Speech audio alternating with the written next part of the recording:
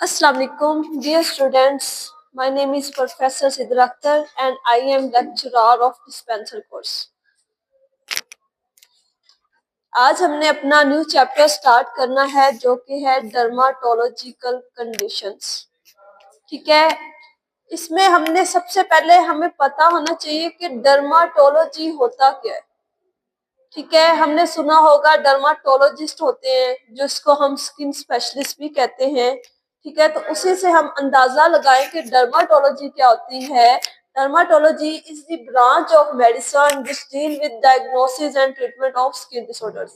ठीक है, ये मेडिसिन की ब्रांच है जिसमें हम क्या करते हैं, हमारी जो स्किन है, स्किन से रिलेटेड जितनी भी बीमारियां हैं उनको डायग्नोस करते हैं, उनको जो ट्रीटमेंट होता है उसकी स्टडी को हम कहते हैं डर्माटोलॉजी। हमने पहला जो अपना डर्माटोलॉजी का चैप्टर स्टार्ट करना है वो है स्केबीज क्या होते हैं। स्केबीज को हम अगर उर्दू में देखें तो हम इसको कहते हैं खारिश। ठीक है, स्केबीज क्या होती है, is a contagious skin infection. Contagious जहां जिक्र होता है उसका मतलब होता है कि ये बहुत जल्दी फैल जाती है। ये हमारी स्किन का इन्फेक्शन है। ठीक है, बाय सरकोप्टस स्केबी माइट, एक कीड़ा होता है जिसका नाम होता है सरकोप्टस स्केबी, जो कि वजह बनता है स्केबीज का।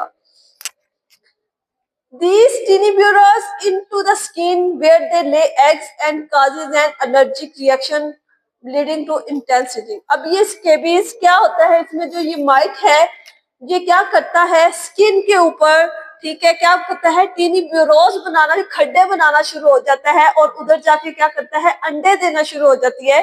ठीक है, जो कि वजह बनता है एलर्जी का, जिसकी वजह से इचिंग होना शुरू हो जाती है, खारिश होना शुरू हो जाती है। अब काजेटिव एजेंट क्या होगा, माइट, वही सरकोप्टस स्केबी माइट एक कीड़ा होता है, फीमेल होती है बेसिकली, जो कि क्या करती है, हमारी स्किन के अंदर जाती है और क्या करती है, अंडे देती है। ठीक है, उसके बाद इसकी ट्रांसमिशन क्या है, मोड ऑफ ट्रांसमिशन क्या है, किस तरह ये स्केबीज फैलती है। नंबर 1 है स्किन टू स्किन कांटेक्ट के जरिए, क्योंकि ये कंटेजियस है। इस primary spread through prolong skin to skin contact with an infected person. अगर एक इंसान है उसको स्केबीज है, खारिश है, अगर हम उसके क्लोज कांटेक्ट में हैं, ठीक है, तो ये बहुत जल्दी फैल जाती है। ठीक है, स्किन टू स्किन कांटेक्ट के जरिए। उसके बाद अदर है शेयरिंग इन्फेक्टेड क्लॉथिंग, टॉवल्स और bedding can also lead to transmission. अगर एक इंसान इन्फेक्टेड है, हम क्या कर रहे हैं, उसके कपड़े यूज कर रहे हैं, उसका टॉवल यूज कर रहे हैं या उसके साथ अपना बेड शेयर कर रहे हैं, ठीक है, तो वो भी वजह बनती है इसकी ट्रांसमिशन की। उसके बाद नेक्स्ट इसकी कॉमन साइट्स क्या होती हैं। ठीक है, सबसे इसकी कॉमन साइट्स हैं फिंगर्स, ये जो हमारी उंगलियां हैं, ये इसको वेब सरफेस भी कहती हैं, इनके दरमियान होते हैं ये। ठीक है, उसके अलावा ब्रेस्ट एंड एल्बोज, जहां फ्लेक्शन होती है, जहां मूवमेंट होती है, हमारी कलाई इसके पास होते हैं और एल्बोज हमारी कोहनी के पास होते हैं ये। उसके बाद आर्मपिट्स, बगल कहते हैं, वेस्ट और जेनिटेरिया, जो हमारी स्किन फोल्ड हो रही होती है, जहां से फोल्ड हो रही होती है उसको हम कहते हैं कि ये क्या है, आर्मपिट्स, वेस्ट, और जिस तरह बगल है हमारी फोल्ड हो रही होती है स्किन, जो जेनिटेरिया रिप्रोडक्टिव पार्ट है उसकी जो स्किन होती है वो भी फोल्ड हो रही होती है। ठीक है, तो उस चीजों पे होते हैं ये। उसके अलावा फीट्स, पाँव, एंकल्स हमारे और टॉयज हमारे पाँव, ठीक है, इनके पास क्या होती है, इनके पास भी ये दाने होते हैं, मोस्टली जो हथेली होती है, ठीक है, उस साइड पे ये होते हैं। इसके बाद सिम्टम्स, क्या अलामत हो सकती हैं स्केबीज में। ठीक है, सबसे पहली है इंटेंस इचिंग, बार बार खारिश होगी।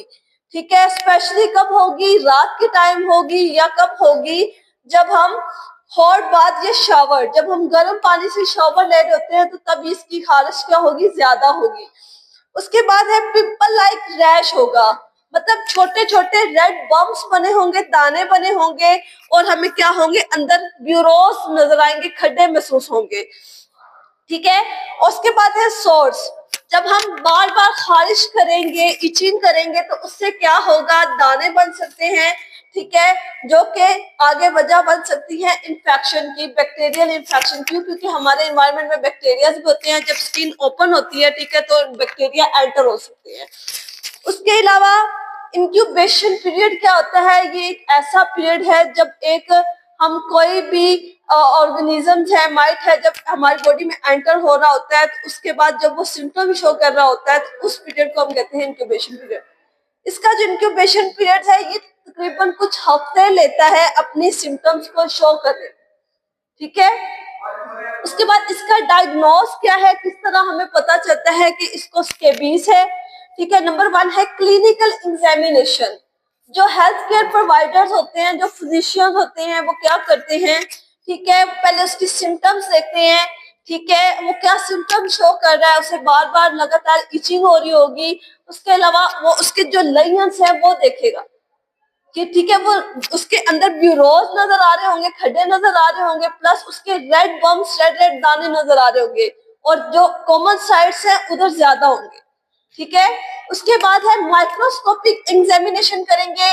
स्किन स्क्रैपिंग सैंपल्स हम क्या करेंगे, जहां पे उसको ब्यूरोज होंगे, जहां पे उसके दाने बने होंगे, वहां से हमने सैंपल लेना है, ठीक है। उसको हमने माइक्रोस्कोप के अंदर आइडेंटिफाई करना है।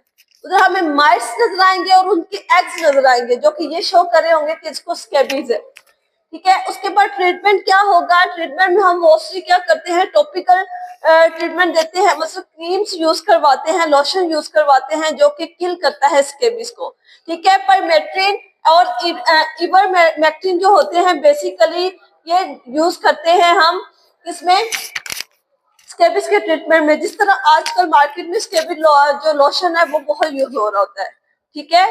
आज का ये हमारा टॉपिक कंप्लीट हुआ। नेक्स्ट हम आगे अपना फर्दर टॉपिक डिस्कस करेंगे। ओके, अल्लाह हाफिज।